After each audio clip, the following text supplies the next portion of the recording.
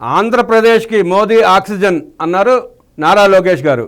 ఆంధ్రప్రదేశ్ అభివృద్ధి చరిత్రలో ఇదొక సువర్ణాధ్యాయం. వికసిత్ భారత్ స్ఫూర్తితో ముందుకెళ్తున్నాం. గత ప్రభుత్వ అసమర్థతతో వెంటిలేటర్పైకి వెళ్ళిన ఆంధ్రప్రదేశ్కు ప్రధాని నరేంద్ర మోదీ ఆక్సిజన్ అందిస్తున్నారని రాష్ట్ర విద్యా, ఐటీ, ఎలక్ట్రానిక్స్ మంత్రి నారా లోకేష్ అన్నారు. విశాఖపట్నం ఇంజనీరింగ్ కళాశాల గ్రౌండ్ వేదిక నుంచి 2 లక్షల కోట్ల విలువైన అభివృద్ధి కార్యక్రమాలకు ప్రధాని మోదీ వర్చువల్గా శంకుస్థాపన ప్రారంభోత్సవం చేశారు. ఈ సందర్భంగా నిర్వహించిన సభలో మంత్రి లోకేష్ మాట్లాడుతూ ప్రస్తుతం ప్రతి నెల 4,000 కోట్ల లోటు బడ్జెట్తో ఏపీ ప్రభుత్వం నడుస్తోంది. వెంటిలేటర్పై ఉన్న రాష్ట్రానికి ప్రధానమంత్రి నరేంద్ర మోదీ ఆక్సిజన్ అందిస్తున్నారు. అమరావతికి 15,000 కోట్లు, పోలవరం ప్రాజెక్టుకు 12,157 కోట్లు కేంద్రం నుంచి సాయం అందించారు. కూటమి ప్రభుత్వం వచ్చిన తర్వాతనే భోగాపురం ఎయిర్పోర్ట్ పనులు వేగవంతమయ్యాయి. ఎన్ని ఇబ్బందులున్నా ఇచ్చిన ప్రతి హామీ నిలబెట్టుకోవడానికి ముఖ్యమంత్రి చంద్రబాబు నాయుడు గారు, డిప్యూటీ సీఎం పవన్ కళ్యాణ్ గారు పనిచేస్తున్నారు. 1,000 రూపాయల పెన్షన్ పెంచడానికి జగన్ రెడ్డి 5 ఏళ్ళు తీసుకున్న గత ప్రభుత్వాన్ని చూశాం. కానీ చంద్రబాబు ఒకే ఒక సంతకంతో 1,000 రూపాయల మేర పెన్షన్ పెంచారు. మూసేసిన అన్నా క్యాంటీన్లు తెరిచాం. దీపం పథకం ద్వారా ఉచితంగా గ్యాస్ సిలిండర్లు ఇస్తున్నారు. త్వరలోనే మెగా డిఎస్సి, త్వరలోనే job calendar ఇవ్వబోతున్నాం. That is CBN. Andhra Pradesh అభివృద్ధి చరిత్రలో ఈరోజు సువర్ణాధ్యాయం అన్నారు లోకేష్. వికసిత్ భారత్ స్ఫూర్తితోనే Swarnandhra 2047 beautiful city of destiny Visakhapatnam తరపున ప్రధాని నరేంద్ర మోదీకి స్వాగతం. ప్రతి భారతీయుడి గుండెల్లో చోటు సంపాదించిన మోదీ వైపు ప్రపంచమంతా చూస్తోంది. నరేంద్ర మోదీ పిఎం అనే పదానికి అర్థాన్ని మార్చేశారు. పిఎం అంటే ప్రైమ్ మినిస్టర్, కానీ Narendra Modi peoples man. Narendra Modiji vision global, అయినా అతని హృదయం మాత్రం పేద ప్రజలతోనే ఉంటుంది.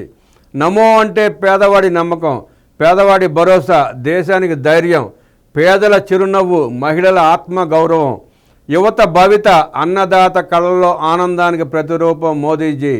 Viksit Bharat 2047 vision document release చేసి 2047కి భారతదేశాన్ని అభివృద్ధి చెందిన దేశంగా తయారు చేయాలనే లక్ష్యంతో మోదీజీ పనిచేస్తున్నారు. 2014 నాటికి ప్రపంచంలో 11వ స్థానంలో ఉన్న దేశ ఆర్థిక వ్యవస్థ నేడు 5వ స్థానానికి వచ్చింది. వికసిత్ భారత్ 2047 లక్ష్యంతో టాప్ 1 లేదా 2 ఆర్థిక వ్యవస్థగా దేశాన్ని మార్చేందుకు మోడీ కృషి చేస్తున్నారు. నరేంద్ర మోదీ వికసిత్ భారత్ స్ఫూర్తితో మన CM Chandrababu Swarnandhra 2047 vision document release చేశారు.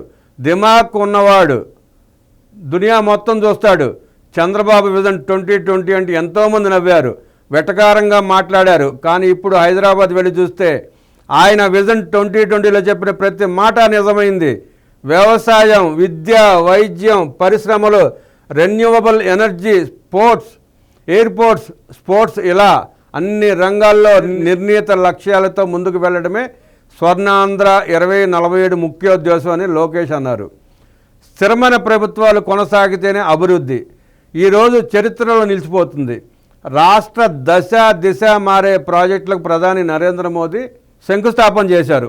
ఉత్తరాంధ్ర ప్రజల చిరకాల కోరిక విశాఖ రైల్వే జోన్. గత ప్రభుత్వం కనీసం భూమి కేటాయించలేదు. కూటమి ప్రభుత్వం వచ్చిన తర్వాత విశాఖ రైల్వే జోన్ ట్రాక్ ఎక్కింది. నేడు మోదీజీ దానికి శంకుస్థాపన చేశారు. 1.85 లక్షల కోట్లతో పూడిమడికలో ఎన్టీపీసీ గ్రీన్ హైడ్రోజన్, 1877 కోట్లతో నక్కపల్లి బల్క్ డ్రగ్ పార్క్, 10,500 కోట్లతో కృష్ణపట్నంలో పరిశ్రమల ఏర్పాటు, 8,016 కోట్లతో రోడ్ల అభివృద్ధి పనులు, ఇంకా అనేక కార్యక్రమాలు మోదీజీ శంకుస్థాపన చేశారు. రాష్ట్ర ప్రజల తరపున నరేంద్ర మోదీజీ కేంద్ర ప్రభుత్వానికి కృతజ్ఞతలు. స్థిరమైన ప్రభుత్వం కొనసాగింపు అభివృద్ధికి చాలా ముఖ్యం. నరేంద్ర మోదీ 3వసారి ప్రధాని అయ్యారు. 3వసారి దేశంలో ఎన్డీఏ ప్రభుత్వం ఏర్పడింది. అందుకే దేశంలో అన్ని రంగాల్లో అభివృద్ధి చెందుతోంది. ఆంధ్రప్రదేశ్ ప్రజలు కూడా ఆలోచించాలి. 2014-19 వరకు ఎన్డీఏ ప్రభుత్వంలో రాష్ట్రం ఎలా అభివృద్ధి చెందిందో మీకు తెలుసు. తర్వాత 1924 నడుమ జరిగిన విధ్వంసం కళ్ళారా చూశారు. అదే ఎన్డీఏ ప్రభుత్వం కొనసాగించి ఉంటే ఈ పరిస్థితుల్లో ఉండేది కాదు. ఆంధ్రప్రదేశ్పై మోడీజీ చూపుతున్న ప్రేమ, అందిస్తున్న సహకారానికి కృతజ్ఞతలు. ఆంధ్రప్రదేశ్లోని డబుల్ ఇంజిన్ సర్కార్ వేగవంతమైన ఆర్థికాభివృద్ధి సాధిస్తూ శక్తివంతమైన భారతదేశ నిర్మాణంలో భాగస్వామ్యం వహించబోతోంది. ఆంధ్రప్రదేశ్కు మీరు పెద్దనలా సహకారం అందించండి. వికసిత్ భారత్ 2047 లక్ష్యాల సాధనలో మేము భాగస్వాములం అవుతాం. రాష్ట్రాలు బలోపేతమైతేనే జాతి బలంగా తయారవుతుందని నేను నమ్ముతున్నాను. ప్రస్తుతం భారత్లో నార్త్, సౌత్, ఈస్ట్, వెస్ట్ ఎక్కడ చూసినా నమో మేనియా మారుమోగుతుంది అని మంత్రి లోకేష్ పేర్కొన్నారు. ఈ సందర్భంగా లోకేష్ మీద మోదీ ఆసక్తికరమైన వ్యాఖ్యలు చేశారు. యువనేత ఐటీ మంత్రి నారా లోకేష్పై సాక్షాత్ ప్రధాని నరేంద్ర మోదీ కంప్లైంట్ చేయడంతో గ్రీన్ రూమ్లో కొన్ని క్షణాల పాటు ఉద్విగ్న వాతావరణం చోటు చేసుకుంది. పైగా లోకేష్ తండ్రి ముఖ్యమంత్రి చంద్రబాబు నాయుడుతోనే లోకేష్ మీద కంప్లైంట్ మీకు కూడా తెలుసు కదా అని నరేంద్ర మోడీ గంభీరంగా పలకడంతో మోదీకి ఆహ్వానం పలికేందుకు అక్కడికి వచ్చిన మంత్రులు ఏం జరుగుతుందో అర్థం కాక కొన్ని క్షణాల పాటు స్థానంలో ఉండిపోయారు. ఏం జరిగిందంటే వేదికపైకి వెళ్లేందుకు గ్రీన్ రూమ్లో ప్రధానిని ఆహ్వానించడానికి మంత్రులు సిద్ధంగా ఉన్నారు. గంభీర వదనంతో అక్కడికి చేరుకున్న ప్రధానికి ఒక్కొక్కరు గౌరవంగా నమస్కరిస్తూ ఆహ్వానం పలికారు. మంత్రులను వరుసగా పలకరిస్తూ వచ్చిన ప్రధాని ఐటీ మంత్రి నారా లోకేష్ వద్ద ఆగారు. ప్రధానికి లోకేష్ నమస్కరిస్తున్న సమయంలోనే నీ మీద ఒక కంప్లైంట్ ఉంది లోకేష్ అన్నారు నరేంద్ర మోడీ. ఆ వెంటనే ఆ కంప్లైంట్ ఏంటో మీకు తెలుసు కదా అని పక్కనే ఉన్న చంద్రబాబు వైపు చూసి నవ్వారు. సీఎం చంద్రబాబు సైతం ఏం సమాధానం ఇవ్వకుండా చిరునవ్వుతో లోకేష్ను చూశారు.